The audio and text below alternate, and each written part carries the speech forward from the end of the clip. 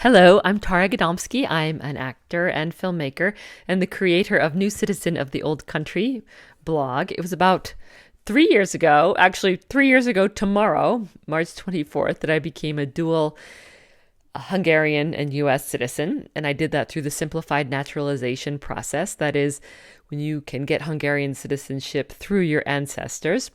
And part of that requirement is, of course, speaking Hungarian.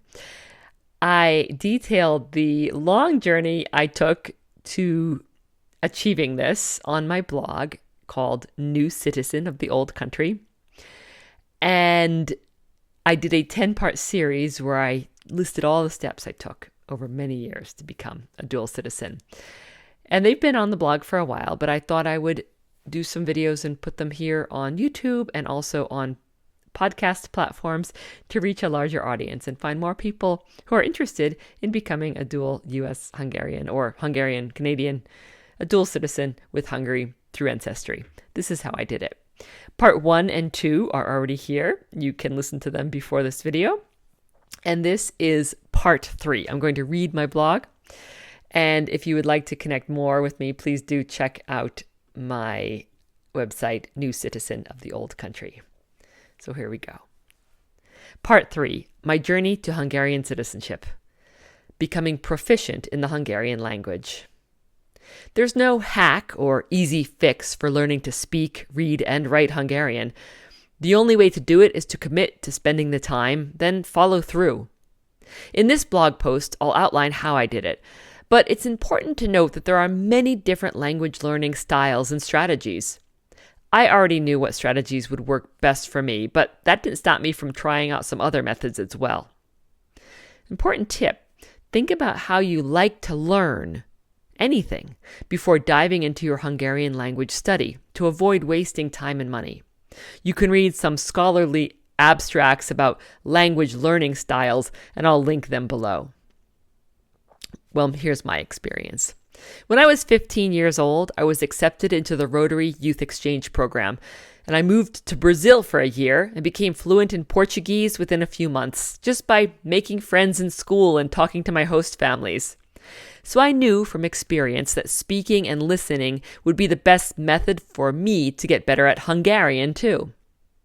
As I've mentioned in some other posts here on the blog, I'd been practicing with the Pimsleur app, and it was very helpful to attuning my ear to Hungarian.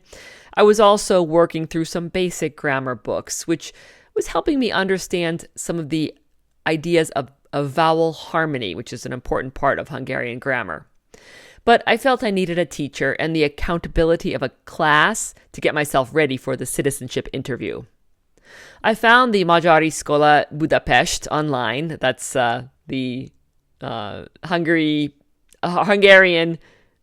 school in Budapest online, and I made an appointment for a language assessment.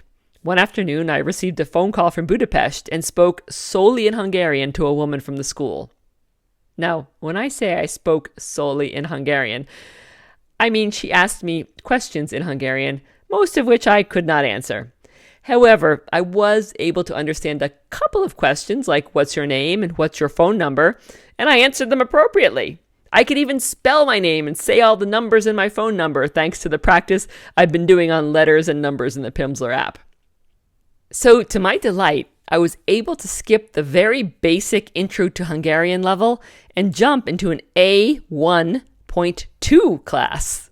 I started this class meeting 3 times a week in May of 2020.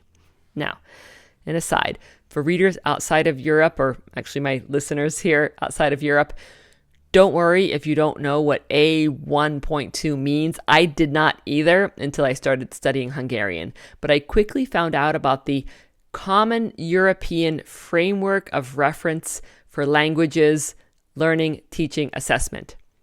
What this is a guideline used to describe and evaluate a student's level of understanding of a language that is not their native tongue. And the scale goes from level A1 to level C2 with many scales within each level. Currently, I'm studying at a B2 level, although it's taken a long time to get there. Throughout the spring and summer of 2020, I continued studying online at the Magyari Iskola.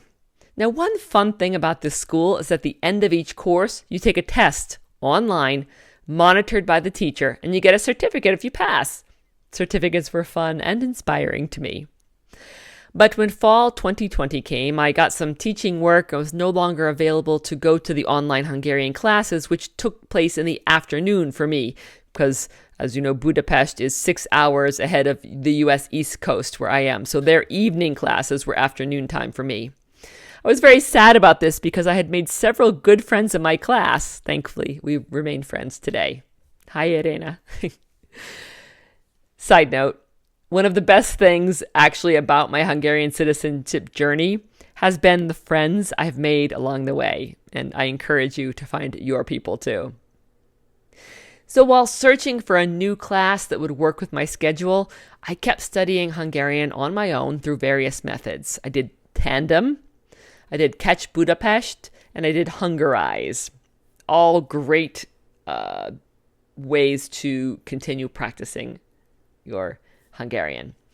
I even met weekly on Zoom with my friends from the class in Budapest for grammar study groups. As I said, I was very dedicated. I also followed many Hungarian language teachers on Instagram, including the awesome Hungarian with Cici. Side note, she no longer is on Instagram, but she runs an amazing Patreon account. Hungarian with Cici is wonderful. She inspired me to take on a huge challenge, which actually completely changed the way I practiced Hungarian, and it gave my language skills a huge boost. It was really quite simple, but Cici got me started practicing Hungarian every single day. And there's a picture on here from my diary, where I mark off every day that I practiced Hungarian. It was from January 2021. Because on January 2021, Cici launched an Instagram challenge to post a video in Hungarian every day for a month. And I did it! The improvement I saw in my language skills was huge. So I started on the method of everyday practice with tracking, just simply checking it off on my calendar. Now, even today, years since I've become a citizen, I give myself monthly challenges in Hungarian, and every time I do it, I see big improvements. In March of 2021, I returned to regular grammar classes online, in my time zone, with the wonderful Hungarian library in New York. And in July of 2021, I started an intensive one-on-one practice for my Hungarian language interview with Hungarian Language Solutions. So at this point, I was studying about 2 hours a day with a mix of grammar practice, reading, speaking, and listening. It was intense, but also a lot of fun. I found podcasts and movies in Hungarian that interested me. I rehearsed my interview many times, and I felt so good every time I used correct grammar to speak. All of this prepared me to go to Budapest in August of 2021 to submit my citizenship application in Hungarian at a government office. But learning Hungarian was not my only task. I had to prepare many, many documents for the application. And that's the next post in this series. So, stay tuned for the next video. In the meantime, please connect with me on my blog, New Citizen of the Old Country, or if you're very inspired and want to go deep, take a deep dive like I have, join my Patreon book and film club. We read Hungarian books and watch Hungarian films translated to English, or you can also watch or read the Hungarian versions, your choice.